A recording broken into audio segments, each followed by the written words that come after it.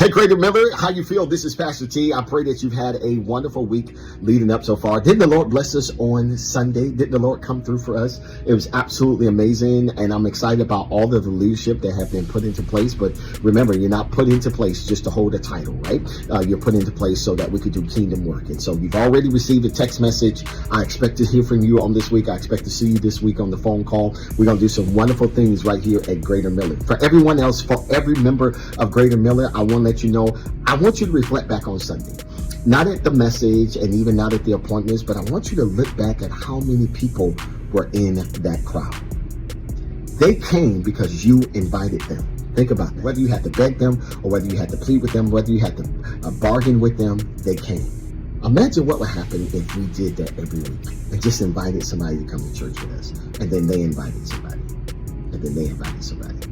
I'm telling you, y'all, we can build a real kingdom right here in the city of Southfield. I'm looking forward to building with you. I really am. All right, let's jump into our Wednesday recap. Let's get it. The first thing I want you to remember is that servants don't climb, they kneel. What does that mean? We don't climb over each other. We don't try to climb the corporate ladder like everybody else does. We don't try to sneak around the kingdom to get up through the back steps. We kneel. And when we kneel and we find ourselves in a prayer position, when we find ourselves in a serving position, that's when God finds us and then promotes us. Never get it twisted. Promotion is never the issue. Promotion is coming for some of y'all this year.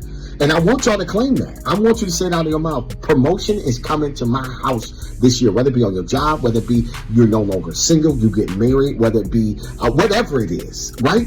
The Lord is going to bring promotion to your house. So promotion is not the issue. It's how we pursue promotion and our posture about being promoted. Hallelujah. So we got to remember that. Never let the enemy twist up your words. You want to be promoted. You want to be elevated. That's not the issue. It's how you pursue your promotion that gets us off track.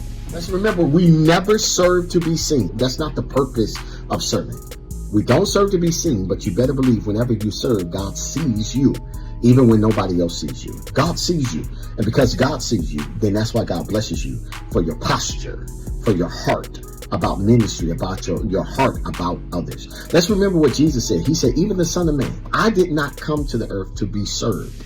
I came to serve. And so serving means that you're volunteering in the church. That means that you're not waiting on a paycheck for everything that you do in the church, but you're on hospitality. You're on the usher board. You're doing something. You're making sure that the sanctuary is clean when we get done. You're making sure that you're helping the mothers in and out of the church. You're making sure that the bathrooms are not left unkept. And so you want to make sure that you're serving in God's kingdom, because that's when God blesses you, is that when you're doing service for kingdom. When we have volunteer moments that we want to come and we want to bless the school and we want to bless the community, make sure you're in on that, because that's how you're going to be blessed.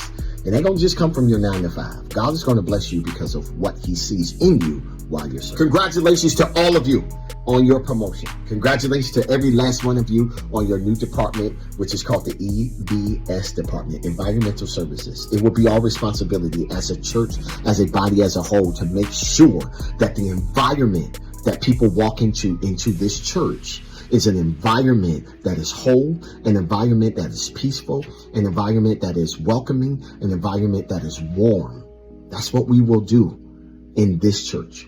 And Jesus said, I don't want to be named among you if you're not doing what I'm asking of you. And so Greater Miller, I'm telling you, not over here. It won't be named among us that we are not a welcoming church, that we're not a warm church, that people don't feel God's love when they step into this building. I want them to feel God's presence, not because of the pastor or the first lady, but because of the environment as a whole, because we got a fire EBS department.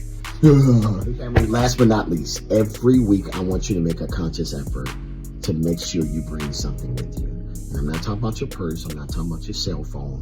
I'm not talking about your coat or your umbrella, your boots. I'm not talking about any of those things. Whenever you come into God's house, I want you to make sure you bring your towel.